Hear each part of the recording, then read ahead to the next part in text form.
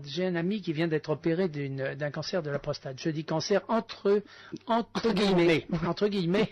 Et je me suis posé la question de savoir si le chirurgien, par hasard, n'avait pas téléphoné au médecin de cet ami en lui disant, écoute, ça fait 3 jours que tu m'as envoyé personne, est-ce que tu n'aurais pas un type de 65 ans qui a un taux de PSA un petit peu élevé? Mais je pense que ça se passe comme ça. Je pense. Il y a eu un dessin absolument remarquable qui est paru dans, je ne sais plus quel journal américain, je crois que c'est dans le Washington Post, qui était très drôle, et c'était Monique Beljanski qui m'a envoyé ça, de New York. C'était des médecins ou des chercheurs qui étaient en train de discuter entre eux, qui disaient, on vient de trouver un merveilleux vaccin. Si on pouvait trouver une maladie qui correspondait, nous risquerions d'avoir le prix Nobel. Et je trouve ça très drôle. Chaque fois que je commence une conférence, je le mets quand j'ai un projecteur, je le montre parce que c'est très drôle. Et ça reflète, c'est une charge, mais je crois que c'est l'image de notre société. Alors, vous venez de citer Monique Beljanski, parce que j'avais parlé de ce camarade qui a eu un cancer. D'ailleurs, l'opération qui devait durer 3 heures a duré 8 heures. Et il a une hémorragie épouvantable. Je pense qu'ils ont passé plus de temps à essayer de juguler l'hémorragie et je me pose la question de savoir s'ils ont enlevé. S'il y avait tumeur. S'il y avait tumeur et s'ils l'ont enlevé. Monique Beljanski a fait une conférence auquel j'ai assisté récemment, une conférence extrêmement scientifique et extrêmement intéressante. J'avoue franchement que je ne m'étais intéressé que de très loin, et si on m'avait posé la question est-ce que tu crois aux méthodes Beljanski, j'aurais répondu j'en sais rien parce que je n'ai pas étudié, mais elle m'a réellement interpellé, elle m'a réellement pratiquement convaincu. Est-ce que vous pouvez parler de ce qui lui est arrivé? Oui, je peux en parler en 2 mots, et effectivement Mirko, que j'ai rencontré aussi, était totalement d'accord avec moi sur les vaccinations. Moi, je tiens à le signaler, parce que justement, c'est amusant, parce que je me suis arrêté de travailler chez moi, je suis en train d'écrire pour un journal qui me l'a demandé, un article sur Mirko Beljanski, et la façon dont il a été arrêté, qui est absolument scandaleuse. Honteuse, il y a eu quand même 2 brigades de flics qui sont arrivés, et je donne dans mon article la liste, que je n'ai pas dans la tête évidemment, de tous les corps d'armée et de gendarmerie qui étaient convoqués. C'était énorme. Oui, discrètement. Quelque part discrètement, mais enfin ça faisait 3 jours qu'il y avait un hélicoptère qui surveillait les alentours. Ça faisait 2 ans que Monique Beljanski et son mari et toute l'association étaient sur écoute. Tous les fax étaient pillés, les emails, enfin, etc., etc.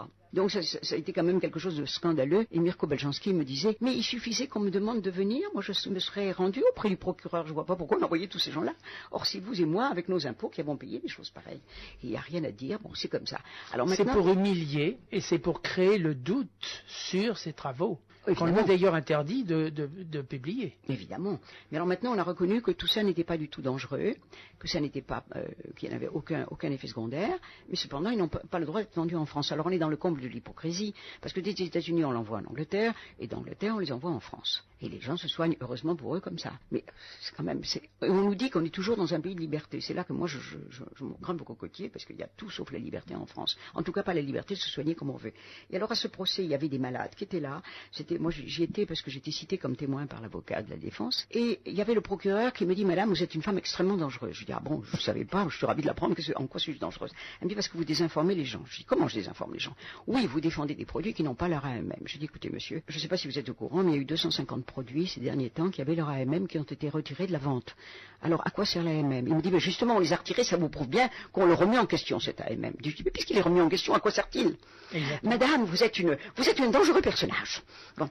Et puis c'était tout, c'était son seul argument, j'étais dangereuse. Alors, je suis dangereuse parce que je dis la vérité, je crois que la vérité est très, très dangereuse pour certains pouvoirs. Mais tout ça, il faut le dire quand même, est venu de la discussion qu'il y a eu avec Monod, entre Monod et Beljanski. Vous savez, c'est Monod qui a jeté Beljanski, parce que Monod venait de publier Son hasard et la nécessité, qui est un livre complètement obsolète. Du reste, je l'ai mis en 4e de couverture sur mon dernier livre, en disant, il y a quelques 30 ans, Monod avait dit que l'univers était immobile et muet, et que, etc. Et c'était à l'époque, Hubert Reeves avait répondu, c'est la science qui est dure d'oreille, l'univers n'est ni immobile ni muet, ce qui était très drôle. Et il venait de dire que l'information ne pouvait pas aller de l'ARN à l'ADN, uniquement c'était dans le sens inverse. Il a été prouvé le contraire, et c'était une très belle occasion pour la France d'avoir un prix Nobel. Mais il est évident que comme ça discréditait tous les travaux de Monod a refusé. Et c'est de cette querelle qu'est partie toutes les histoires de Beljanski. Et du fait également, c'est vrai qu'une AMM est indispensable en France pour commercialiser un produit, oui, mais médicale. Oui, mais ça coûte une fortune. Alors, Mais c'est toujours entendu. pareil. Les laboratoires, les puissants laboratoires, Alors, ont le pouvoir de payer, mais pas les petits laboratoires. non, je serais intéressé de connaître la liste des gens qui sont présents sur la commission de l'AMM, parce qu'on s'apercevrait qu'en réalité, ce sont les mêmes qui dirigent les laboratoires pharmaceutiques. Ils ont tous des liens Mais bien entendu. Ça a été Mais aux États-Unis, c'est pareil. Oh, c'est pareil. C'est exactement pareil. Donc, ils se donnent les AMM à eux-mêmes. Aux autres, leur font cracher près de 500 millions, parce que c'est près de 500 millions actuellement pour les études, etc., etc. Les études qui sont faites par des filiales des grands laboratoires. Absolument. Pour finalement ne pas leur donner l'AMM. Non. Donc, on les punit de 500 millions et on leur donne... Et on n'est pas sûr, une fois qu'on a payé ça, on est presque sûr de ne pas avoir l'AMM. De... Donc c'est scandaleux. Et en fait, ils arrivent même à refaire payer des gens qui ont une AMM tous les 5 ans, si je ne me trompe quelque chose. Oui, je crois qu'on la renouvelle tous les 5 ans. Oui, oui. Donc c'est 500 millions tous les 5 ans. Il faut les Comment amortir. voulez-vous? Il faut les avoir, il faut les amortir. C'est bien pour ça que les laboratoires font une pression énorme sur les citoyens pour qu'ils soient malades.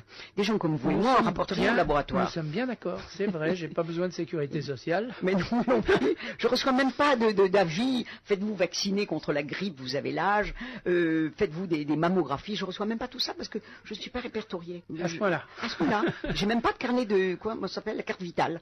La carte de je sais pas. Vous êtes une honte pour la maladie. Qu'ils vont rester. Une honte pour la maladie. Ils vont rien m'envoyer. Eh bien, nous allons faire, si vous le voulez, une petite pause musicale pour reprendre notre souffle. Et nous allons continuer. Nous sommes avec Sylvie Simon et nous reprenons dans un instant. Radio ici maintenant, nous sommes avec Sylvie Simon. Sylvie Simon a écrit de nombreux livres. Parmi les derniers livres, nous avons Vaccin hépatite B, qui a été écrit par Sylvie Simon et Marc Vercouter. Un autre, c'est Vaccination l'overdose.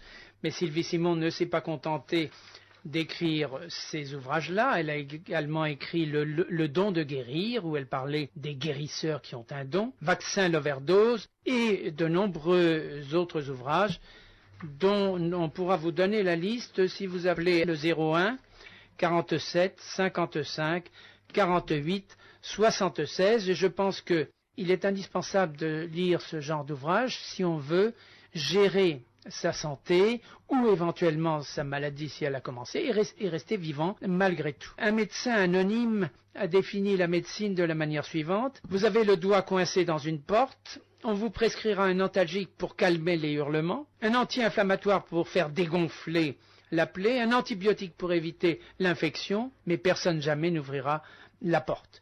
Et c'est vrai qu'on a l'impression que la médecine agit un petit peu de cette manière-là.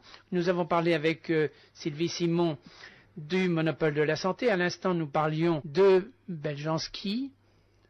Sylvie, oui. Vous continuez sur... Sur Beljanski, on a peut-être tout dit, mais c'est ça qu'il faut dénoncer, c'est notre médecine de garagiste. C'est cette médecine, vous savez très bien, enfin... Tout médecin qui connaît son travail sait que si vous avez mal au pied, parfois ça peut être parce que votre dos n'est pas en bon état, votre dos n'est pas en bon état parce que vous en avez assez d'entendre des histoires chez vous et que vous baissez la tête, enfin, etc., etc. Donc, on vous dit vous avez mal au pied, on va soigner le pied, point à la ligne, on ne regarde jamais quels sont les autres états. Et l'homme, c'est pas du tout ça, c'est pas du tout, on n'est pas une machine avec des pièces détachées qu'on peut enlever et remettre à son gré. C'est ça, quand on aura compris ça, quand on aura compris que l'homme est un tout, et que les sentiments, les angoisses qu'il peut avoir peuvent déclencher des pathologies, on soignera les pathologies autrement justement qu'avec des tout ce que vous voulez. Alors,